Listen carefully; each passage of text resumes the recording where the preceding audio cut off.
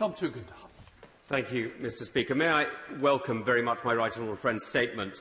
What he has described quite correctly as an outlandish attack is really the first time we've seen air piracy in Europe for many, many years. This attack was a hijacking that turned into a kidnapping and now is a serious violation of the human rights, not just of Roman Protasevich, who has been held by the Belarusian authorities, but by every passenger and member of the crew on that airliner.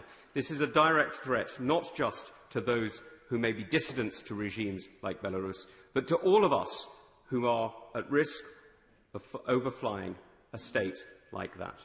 Now, I welcome enormously his decision to suspend travel to Belarus and to stop overflights. He's absolutely right in doing so. In doing so, he also joins with the chairs of the Foreign Affairs Committees of Canada, the Czech Republic, Estonia, the European Union, France, Germany, Ireland, Latvia, Lithuania, Poland, Spain, and the United States in calling for this. Will he also go one step further? And will he call for a suspension of the Nord Stream 2 pipeline and the Yamal energy pipeline that flows through Belarus, which is where the money comes from that supports this tyrannous regime?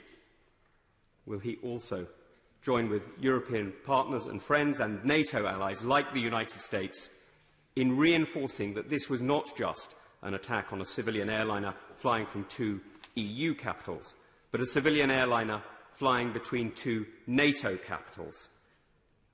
This, therefore, includes us and is vital to the security of the UK people that we stand strong against this. Otherwise, everyone flying to Thailand, to Australia, to many other destinations will have to wonder not only what they may have done to offend a regime that they're flying over, but even what somebody else on the aircraft, somebody they've never met before, has done. Because any of these regimes could be inspired, like them, like Lukashenko, to force a civilian aircraft out of the sky with threats of violence. Thank you, Mr. Speaker. Can I thank my honourable friend for his question and for his support for the actions that we've taken today? I think he's absolutely right about the threat posed to all of us as users of civil aviation and indeed to the international community at large, not least given that the ICAO regime is one of the most well-supported international instruments dealing with a common good that we have in the international community. He's right about ICAO.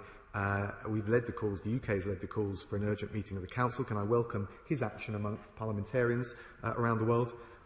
He's raised overflights quite rightly, and he will have seen and noted the decisions that we've taken today.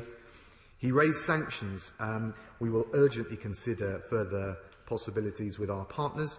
I think the right thing to do is to coordinate to maximise our approach, and he will know that we have already imposed targeted sanctions on 99 individuals and entities since the rigged election in August 2020, and we very much led the way at that time.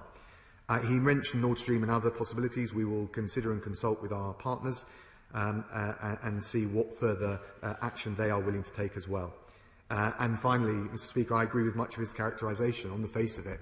The Lukashenko regime engaged in a particularly calculating and cynical ploy to force a civilian flight to land under the threat of a MiG fighter, under the hopes of a bomb alert, behaviour which is as dangerous as it is deceitful and a flagrant violation of international law.